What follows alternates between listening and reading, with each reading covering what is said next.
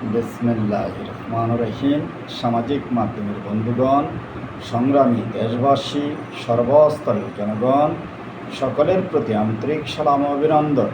সংগ্রামী সামাজিক মাধ্যমের বন্ধুগণ, আপনাদের সম্মুখে এসেছি আমি অদমতি নগণ্য।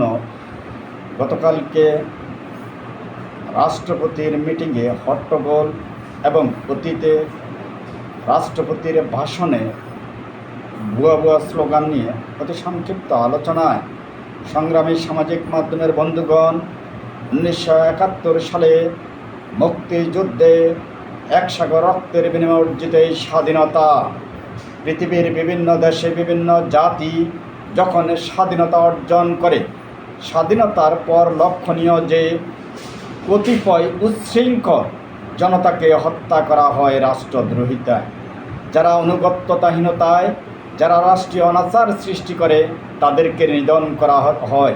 তা ইসলামিক দৃষ্টিতেও বিধান রয়েছে। যারা রাষ্ট্রীয় আনুগত্য, রাষ্ট্রীয় শৃঙ্খলা পরিপন্থী থাকবে তাদেরকে নিধন করার বিধান। বাংলাদেশ 1971 সালে স্বাধীন হওয়ার পরও এরকম কিছু যখন শুনেছি তখন চিন্তায় থাকতাম, কিন্তু আজ দেখি 2024 সালে গণ অভ্যুত্থান, গণ বিপ্লবের পর দেখি কতিপয় নাবালক, কতিপয় দুষ্ট চক্র তদ্রুপ বিভিন্ন জায়গায় গোলযোগ, অশান্তি, উচ্ছৃঙ্খলতা, বর্বরতা, নরপিশাচিক কর্মকাণ্ড করছে, যা সমগ্র জাতিকে ব্যাহত করছে, যা সম্পূর্ণরূপে রাষ্ট্রদ্রোহিতার শামিল। এই জাতি শিখবে কোথায়? এই জাতি যাবে কোথায়? কারণ আজকে তারা যে সকল রাষ্ট্রপতির সম্মুখে যে সকল অনাচার সৃষ্টি করছে, তাহলে সে দেশে আইন কানুনের অবস্থা হবে কোথায়? এটা তো দৃষ্টান্তভাবে বলবে রাষ্ট্রপতির সম্মুখে এমন করা হয়েছে। তাই অনতিবিলম্বে যারা এরকম স্লোগান দিয়েছে, যারা বিশৃঙ্খলা সৃষ্টি, অরাজকতা সৃষ্টি করছে, যারা আনুগত্যহীনতা করছে, তাদেরকে অতি দ্রুত আইনের আওতায় নেওয়া হোক, তাদেরকে চিহ্নিত করা হোক, তাদের রাষ্ট্রদ্রোহিতা, তাদের শাস্তির ব্যবস্থা করা হোক। তাহলে ভবিষ্যৎ রাষ্ট্র সুন্দর প্রসারিত হবে।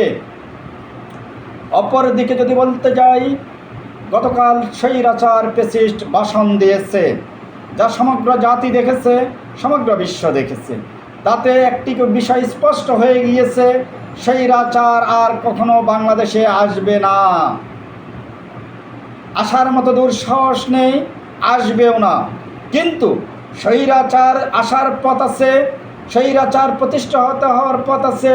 তা বর্তমান সরকার, বর্তমান বিরোধী দল, বর্তমান নাবালক দল যদি অনাচার, দুঃশাসন, দুর্নীতি, এরকম গোলযোগ, রাষ্ট্রদ্রোহী বিভিন্ন কর্মকাণ্ডে সম্পৃক্ত হয়, তাহলেই কেবল স্বৈরাচার আসার পথ সুগম হবে।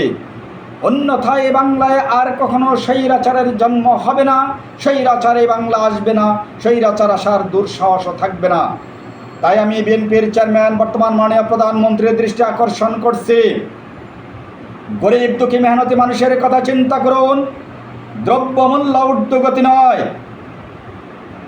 নিত্যপণ্য ঊর্ধ্বগতি নয়, ব্যবসা বাণিজ্য কোথায় ত্রুটি বিচ্যুতি, কেন আমদানি রপ্তানি ব্যাহত করছে, সেগুলো লক্ষ্য করুন।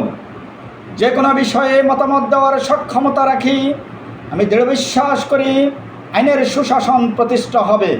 যারা এই রাষ্ট্রদ্রোহিতা ও বিভিন্ন গোলযোগে সম্পৃক্ত হবে, তাদেরকে অনতি বিলম্বে আইনের আওতায় নিন।